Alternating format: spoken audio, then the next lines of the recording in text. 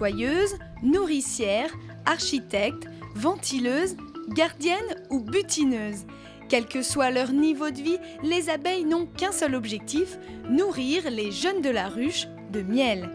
Ces ouvrières vivent entre 30 et 40 jours en période de production contre 6 mois en hiver. Quant à la reine, elle donne vie à des petites travailleuses pendant près de 5 ans.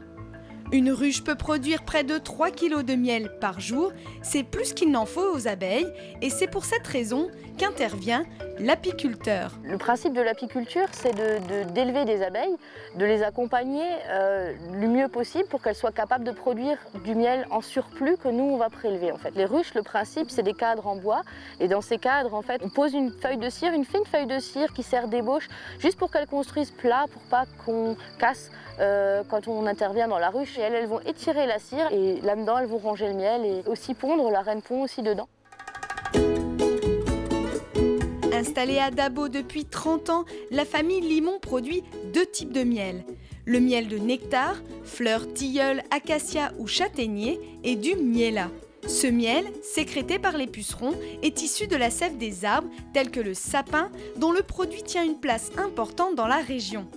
La ferme du Limon réunit aujourd'hui 600 ruches et près de 70 000 abeilles par ruche dans le massif vosgien. On en a une partie en Alsace, on en a en Moselle, dans les Vosges mosellanes, côté vosgien, et puis même en Meurthe-et-Moselle, on va faire certains miels, l'acacia entre autres, en Meurthe-et-Moselle. Dans un rucher, elles font environ 3 km de rayon. On choisit les places au plus près des mielés, on va dire. L'année au rucher commence dès le mois de mars. Les butineuses, les plus âgées, vont aspirer le nectar des fleurs grâce à une toute petite trompe et le stocker dans leur jabot. De retour à la ruche, les receveuses régurgitent et réingurgitent ce nectar, le mélangeant à de la salive et à des sucs digestifs. Cette opération divise le saccharose du nectar en 2 sucres simples, le glucose et le fructose. Une fois stocké dans les alvéoles, le miel est déshydraté par ventilation longue et énergique, puis recouvert de cire. Un cadre peut contenir entre 1 kg et 1,5 kg de miel. La première étape, ça va consister justement à enlever cette pellicule de cire qui obstrue ces alvéoles. Donc pour ça, on va utiliser cette machine-là, qui est une machine à désoperculer. Une fois qu'on l'a désoperculé avec cette machine, on va ranger ces cadres verticalement dans cette machine et on va faire tourner. Et donc c'est simplement avec la force centrifuge que le miel va être projeté sur les parois, va couler le long et va sortir par ces robinets. Je commence à faire tourner doucement et au fur et à mesure que les cadres se vident, je l'accélère.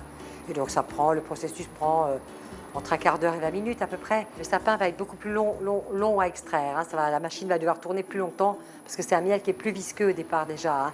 Donc il colle plus dans le cadre. La fleur, c'est un peu plus fluide. Après un passage dans la filtreuse, le miel et la cire sont définitivement séparés. La mise en pot peut commencer. Les amateurs le savent bien, le miel peut être consommé sur les cadres ou à la sortie de la miellerie, puisqu'il ne subit aucune transformation.